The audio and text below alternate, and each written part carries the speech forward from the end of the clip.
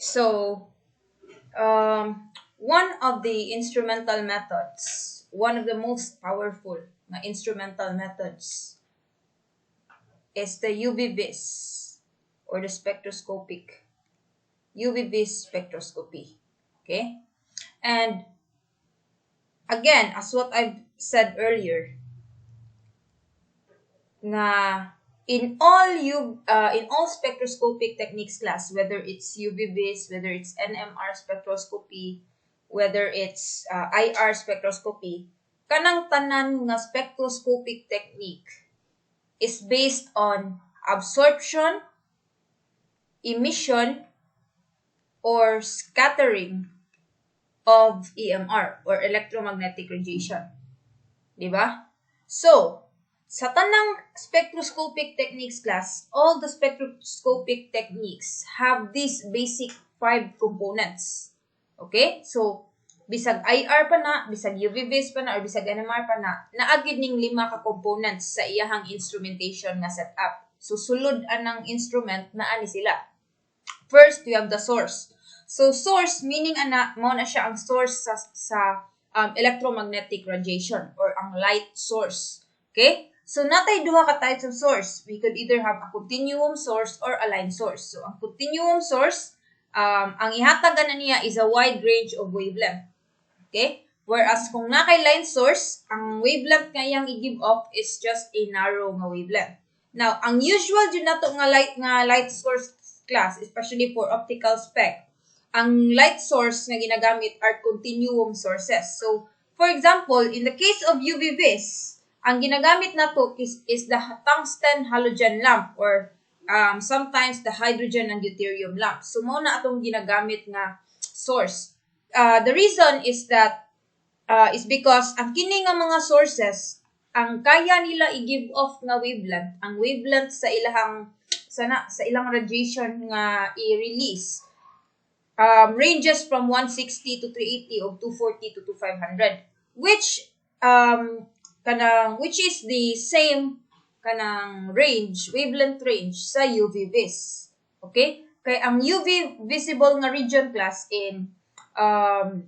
ang UV visible nga region ranges from 190 to 380 o 380 to 780 nanometers. So, since nasulod man ang 190 to 780, then this is the best nga light source nga ginagamit sa UV-vis. So, kung lain po nga spectroscopic technique, like for example, if you have IR spectroscopy, sa IR class, ang ginagamit nga source are the Nernst lower, nichrome wire, or glow bar because ang kani nga mga sources, ang i-give off nila nga electromagnetic radiation has this wavelength range, which is the wavelength range for IR. Diba? So, kung UV-vis, lain siya nga source. Katong maka-produce og 190 to 780 nga sources. Okay? Now, the second nga basic component is the wavelength selector. Okay? So, gikan sa source, ang mahitabo na, because we are using a continuum source, meaning wide range of wavelength, i-filter pa na siya ang electromagnetic radiation nga gi-release sa imong light source. I-filter pa na siya using this wavelength selector. So, we could either have filters or monochromators. So, both of these are wavelength selectors. They just differ in how they work. Pero, ang ilahang ultimate nga function is to filter the wavelength. Okay? So, gikan ta sa light source, na adira i-release ang electromagnetic radiation and then i-filter siya sa wavelength selector such that ang mugawas nga electromagnetic radiation will have a narrow wavelength. So, for example, ang nigawas, because we're talking about UV-vis here, ang nigawas nga wavelength niya is just the wavelength nga around sa UV-vis nga region. Okay? So, when this radiation hits the sample, ang kining sample, it contains the absorbing species, di ba? Your analyte. Katong mga analyte that has the ability to absorb UV-vis, di ba? We already discussed kung unsa na nga mga electrons. We have the pi to pi star transitions, n to pi star transitions, di ba? Katong nga mga transitions. So, naaray mga substances that has the ability, that is capable of absorbing UV vis radiation. Dili tanang analytes maka-absorb og UV vis. That is why, as a practical tip, ang UV vis is only applicable to colored compounds. Okay? Kay need man siya mo absorb og visible light. Nya ang visible light, it only contains the red, orange, yellow, and so on and so forth. Diba? So, once ang filtered nga radiation muhit na siya sa sample, some of this radiation will be absorbed by the analyte such that ang mugawas nga radiation will be less than that incident radiation. And this is the basis, this radiation, the incident radiation and the transmitted radiation is the basis of the kanang calculation kung pila ang analyte present nga nasa sample. So, ang i-detect sa detector is the radiation that is kanang transmitted. Okay? So, ang i-detect sa radiator is the transmitted radiation. And then, ang detector, so detector is the fourth nga basic component. And then, because the detector could only give you kanang electrical signals, and of course, dili man ta makabasa og electrical signals, so it has to be processed by a computer. So, mo nang natay signal processor and readout. Now, in the case of sample holder, sa UV vis, ang sample holder is called a cuvette. So, ang cuvette class, this is kanang rectangular prism. Okay, and ang cross-section ani niya, kini ang cross-section is 1 cm by 1 cm. So, mo na ang path length sa radiation. So, ang naon sa cuvette, again, kini diri nga portion, kini nga side, ug ang opposite niya nga side, like this side, kini nga diri nga side, kay dili na siya shiny, and maura na ang pwede nimong hikapon. This side, kini diri, ug ang other side, is the clear og shiny nga side. So, ara diha mo pass through ang radiation. Okay? So, remember class that we are dealing with spectroscopy, meaning the interaction of light with your sample. Interaction of light with matter. So, ang light, dali kayo na siya mubaw. That is why before jud na nimo i-run sa instrument, you need to wipe this with kanang like Kim wipes. Okay? Kay, if na siya air bubbles dira or kanang bisag abog lang nga nipilit sa imuhang cuvette, then that will cause the light to either mo bend or mo refract or any property nga kayang mabuhat sa light. Diba? Kay na siya interference nga ma-encounter. For detectors class, ang detector nga usual nga ginagamit are these phototubes and photomultipliers. Okay? And then we have the signal processor and readout, which is just a computer. So, this is the single beam nga UV vis, and this is the double beam nga UV vis. So, sa single beam nga UV vis, naaratay isa ka sample cell. So, usara na kabuk dira. And ang buhaton ani class sa single beam is that you run the blank first. So, kabaw naman mo unsa ng reagent blank. Ang reagent blank, it's everything except your sample or everything except your analyte. Meaning, naadira tanang solvent, tanang reagents, tanang even the processes like ang heating, filtration, tanang process nga giagian sa imong sample should also be encountered by the reagent blank. Okay? So, ang reagent blank, imo nang i-read daan to know if naabay absorbance ang imuhang mga reagent, imong solvent, or and katong tanang procedure nga imong gibuhat sa imong sample. And then, you read the absorbance of the sample para imong ma-subtract, ma-correct na nimo siya sa absorbance at blank. In the case of double beam, sa double beam, naana siya duha na ka cell, sample cell. So, ang usa, diha nimo ibutang ang blank, reagent blank, whereas ang kining isa na diri ang sample. So, automatic na siya nga mo-correct sa imuhang blank nga absorbance reading. So, again, we have several applications of UV vis spectroscopy. So, among the spectroscopic techniques class, among those spectroscopic techniques, UV vis is one of the most one of the cheapest, yet it's the one of the most kanang powerful nga technique. So daghan kayo ni siya og purpose o applications. And for our purposes, let us only discuss these applications. Una, maka-identify na siya kung unsa ang analyte na present sa imong sample. Next is that it could also quantify how much of the analyte is present in the sample. Okay? So, the mathematical nga mga calculations involved in spectroscopy is based on Beers-Lambert's law. So, maura gid niya ang imong mga formula and concepts in terms of the calculation sa spectroscopy. So, inanya ni siya class. This is the cuvette that contains the sample. Okay? So, kining yellow, mao ni ang sample. And sa imong sample, inside your sample, nadira ang analyte. So, your analyte, possibly, might be the substances, di ba? The substances that has the ability to absorb UV radiation, UV vis nga radiation. So, once ang muagi na siya, this is the source, and then muagi siya sa monochromator, di ba? Monochromator or the filter. So, once ang katong incident radiation, once mo pass through na siya sa sample, mo pass through ganina siya ani sa sample, ang imong analyte, the analyte has the ability or the capacity to absorb UV vis radiation, di ba? So meaning, some of this incident radiation will be absorbed by these analytes. Nya asa man ma-store ang energy nga gi-absorb? So remember nga ang mahitabo is that ma-excite ang imuhang atoms and electrons. Ang electrons nga nasa imong analyte from the ground state to excited state, di ba?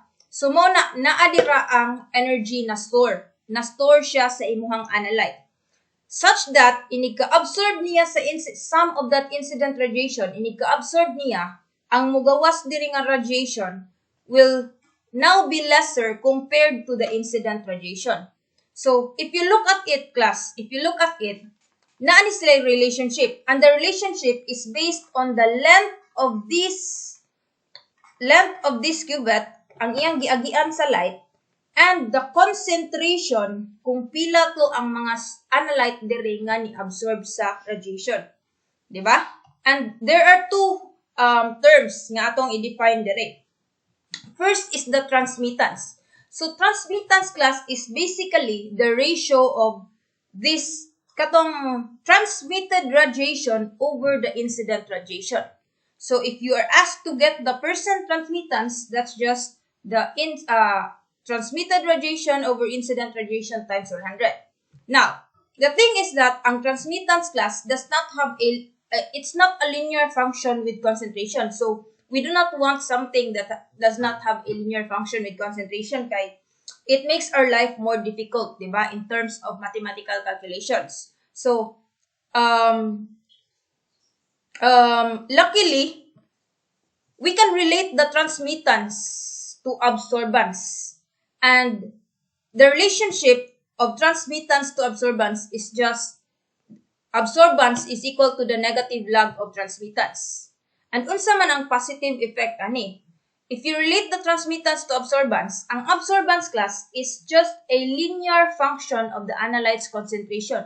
So if you use absorbance instead of transmittance, mas sayon computon ang concentration sa analyte present in the sample.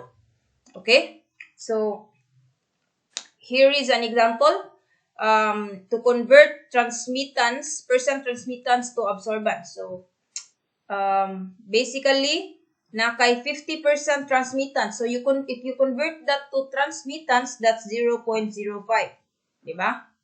So, if you want to convert the transmittance to absorbance, you just use this formula, the negative log of transmittance. So, the absorbance is equal to 0.301. Take note that absorbance does not have a unit.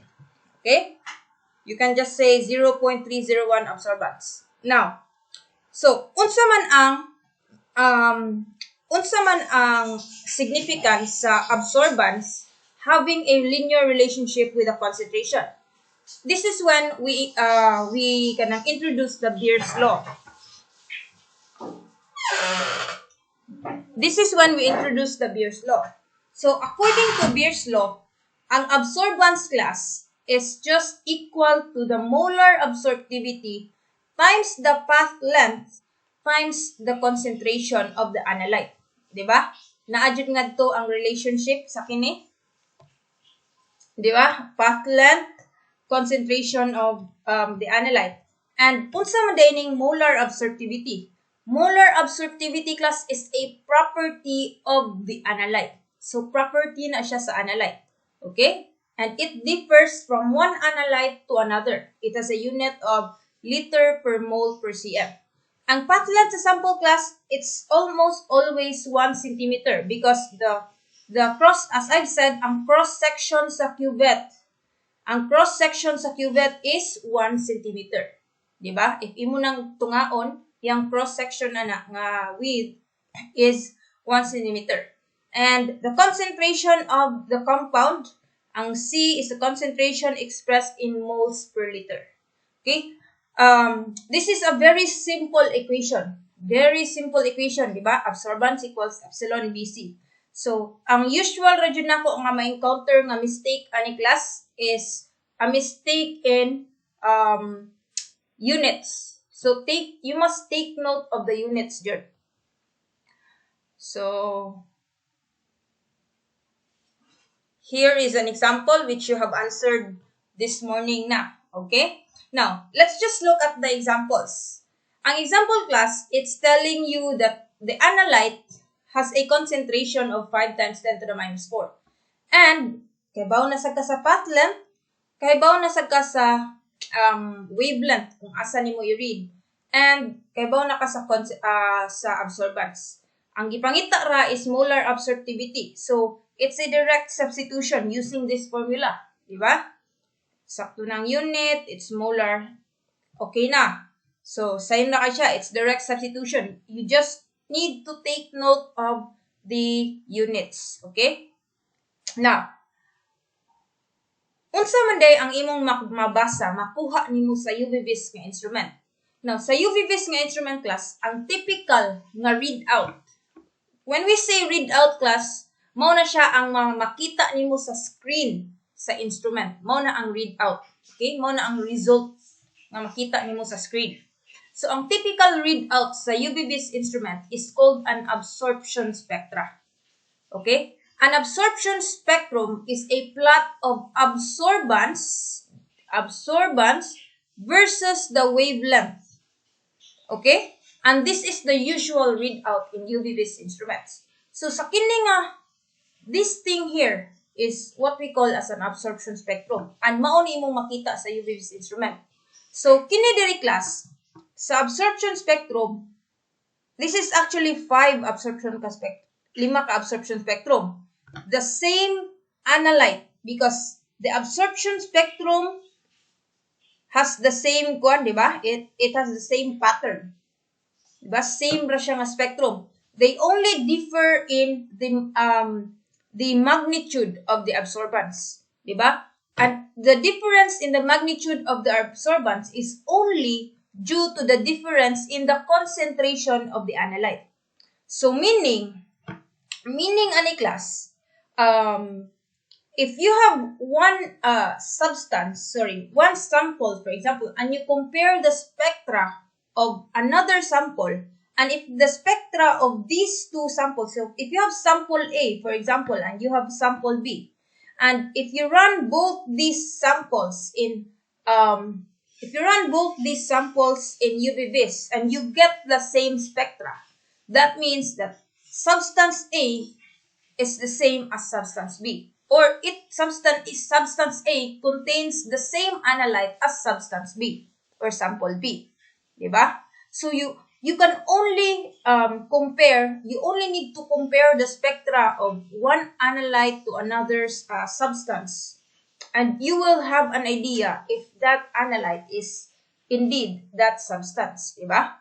So, i-compare na nimo ang spectra class. Now, in an absorption spectrum, ang usa ka notable nga property nga makita nato sa absorption spectrum is what we call as the lambda max.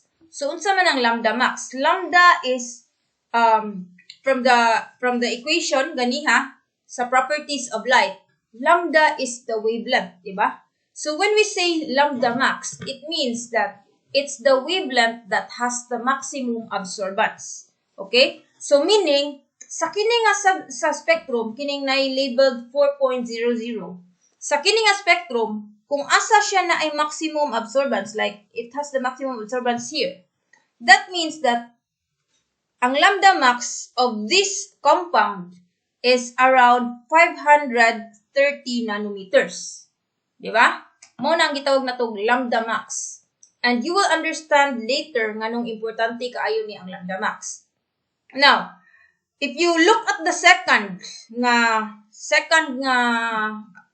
spectrum kining labeled 8.00, same ra siya og lambda max, di ba?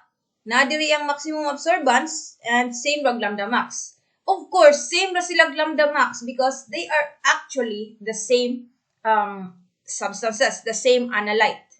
Okay? Nag-differ ra sila sa concentration. Now, let's take a look again at that example sa previous na itong example. Sa atong previous example class, giingnan nato sa concentration, 1.00 cm absorbance o wavelength. This wavelength class nga gihatag niya is actually the lambda max. Okay? So, if you want to know, now, when measured at a wavelength of 490 nanometers, di ba? So, meaning class, if you want to know the concentration or the absorbance of an analyte using UV vis, you need to run that sample. You need to run that sample at its lambda max. So, ang first natong buhaton, when you have a sample, kung na kay unknown na sample, ang first yun natong nga buhaton, if you want to use UV vis as your instrument, is to know kung unsa ang lambda max sa imong analyte nga naa sa sample. Okay? So, for example, ato tong buhaton, again, ang function sa UV vis class or spectroscopy in general, ang function niya is we want to identify the identity, di ba? Atong i-identify ang analyte. The next is that we have to know, we have to quantify how much of that analyte is present in your sample. So, let's try as if we're doing this in a lab. Okay? So, una, for example, again, let's use the tablet nga example ha. For example, nakay gigaan ka og tablet. This tablet does not contain any label. Pero giingnan ka that this tablet is a vitamin A tablet. Diba? Of course, you cannot just take the tablet just because somebody said so nga it's vitamin A. Diba? Kay wala siya label. So, you want to confirm if it really contains vitamin A. So, unsa man ang buhaton? If you want to use UV vis as your instrument, vitamin A class has the ability to absorb UV vis, okay, because of its structure. If you look at its structure, it has double bonds, conjugated nga double bonds, so maka-absorb na siya UV vis. So, again, let's go back. So, kung gigaan ka og tablet, and giingnan ka nga it's vitamin A, you want to confirm kung vitamin A ba yun na siya. Diba? So, what you're gonna do is, imo na siyang i-run sa UV vis. Unsahon man na. Since tablet man na siya, and sa UV vis, you can only run solutions. Diba? So, since tablet man na siya, of course, atong buhaton na ato na siyang i-ground into, grind na to into fine powder. So, for example, powder na siya. So, gidokdok na to using mortar and pestle. And then, we'll make a suitable solution. Kay di man pwede isud na to nga powder, di ba? So, ato sana siyang i-dissolve quantitatively, analytically nga pag-prepare ha. So, for example, we used 5 grams of this powder. So 5 grams sample. Let's say 5 grams sample, and we dissolve that in 50 ml of solution. So we used 50 ml volumetric flask. Okay? So 5 grams sample atong gi-dissolve in 50 ml solution.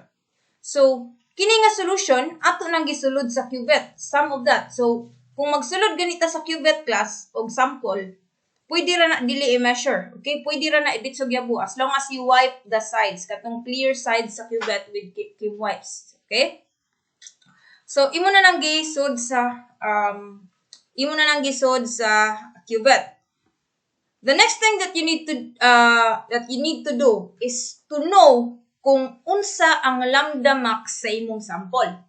Okay? So for example, imo na nang gi-run sa cuvette. Saan man imo pag-run para makabaw ka kung unsa ang lambda max. Okay? Mao na ang una nga buhaton. Okay? Mangitaon nimo ang lambda max kung asa ang wavelength that has the maximum absorbance sa imuhang sample. So saon man na? Sa imo ning isulod sa instrument, kini ang cuvette imo isulod sa instrument, and then sa instrument class sa UV base naa na nay program nga you can select the kanang wavelength scan. Okay? So kung i-wavelength scan na nimo, pwede ka maka-input sa wavelength kung asa nimo isugod og scan, og sa wavelength kung asa nimo kutob ihunong og scan. So for example, like this one. Pwede ka maka-scan gikan sa 400 nanometers to 700. You just need to type in 400 to 700. Ingon ana ra na siya. Or pwede sad nga you can use 380 to 750. So it's up to you kung asa. So ang ihatag ana nimo class is an absorption spectrum. Ingon ani ang mugawas. But usa ra ka buok because you're only running one sample man. Di ba? So let's say for example, mao ni siya ang absorption spectrum nga nigawas. Okay? So let's say for example, mao ni ang absorption spectrum sa imong sample. That means ang lambda max sa imong sample is at 530 nanometers. Okay, so now we have figured out na ang lambda max sa sample is at 530 nanometers. Okay, so kahibalo na ta kung pila ang lambda max sa sample. Now, next nga atong buhaton class is that, okay, so natay absorption spectrum. Next na itong nga buhaton class is we need to run a standard nga vitamin A. So, unsa man ang standard nga vitamin A? Ang standard nga vitamin A class is a known concentration of vitamin A. So, meaning, mupalit jud ka na sa manufacturer or mangayo ka na sa inyong lab kanang lab aid. Okay? Mangayo ka na nga, mangayo kog vitamin A, and you need to do it the same way. So, kung ang vitamin A nga ihatag sa imuha is not in solution form, so magbuhat sa kag suitable solution. And the same thing, imo na siyang i-run sa 400 to 700 or maybe katong same nga mga specs sa imong pag-run sa imong sample. Okay?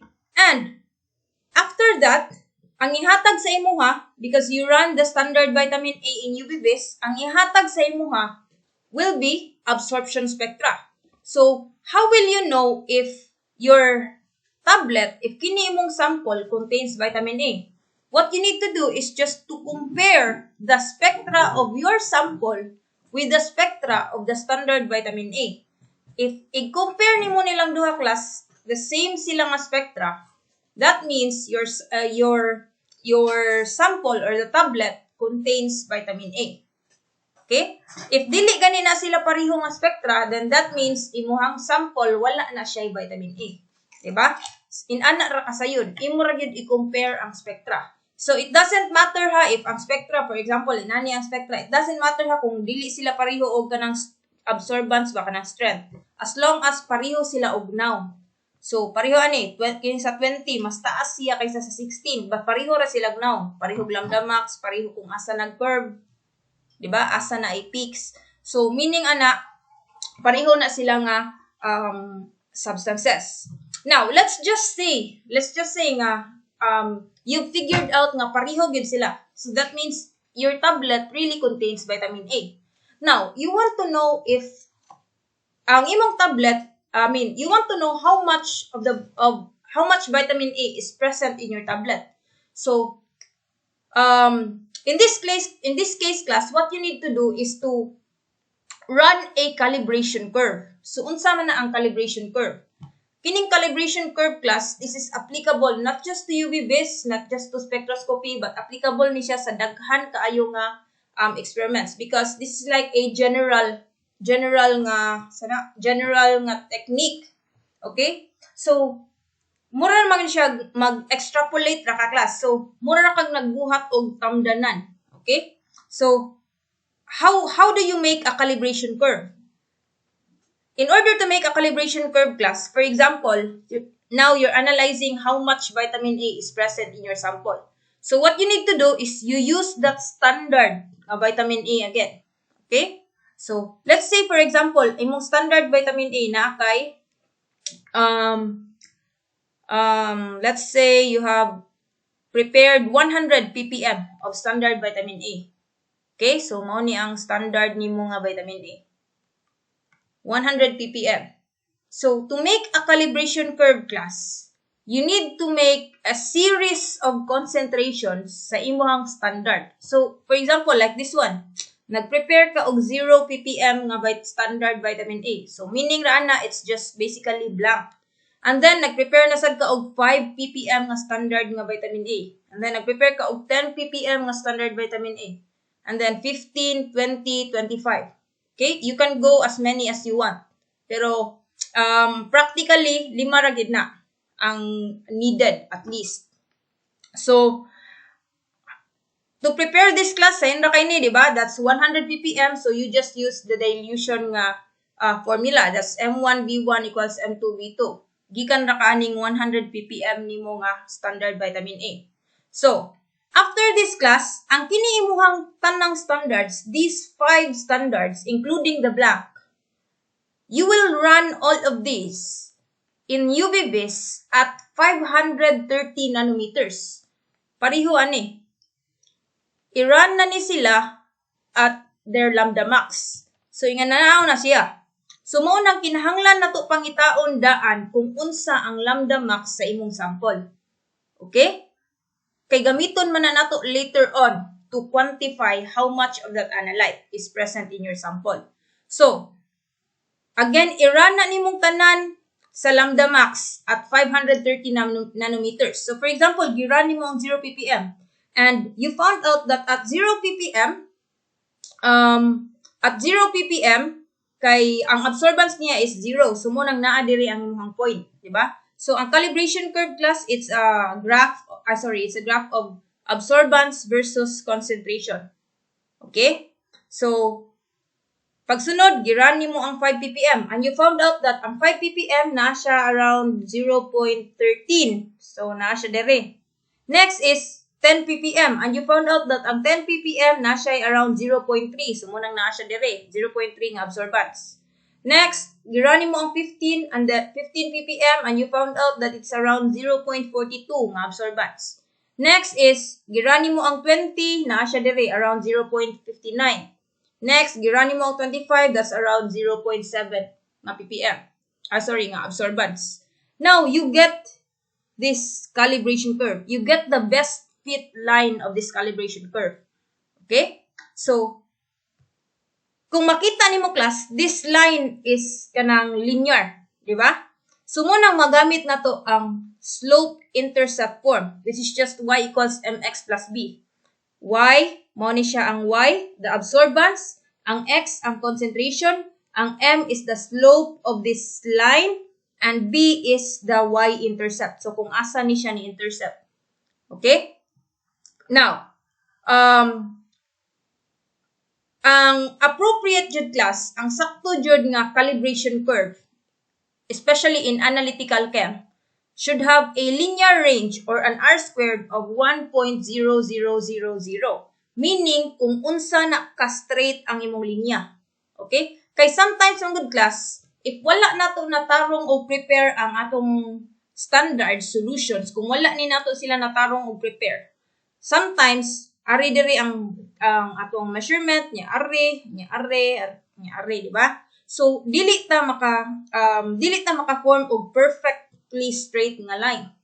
So mo nang mo-deviate na siya sa atong linear range na 1.000, and we do not want that because this is analytical chemistry. So in analytical chem class, ang R squared should be 1.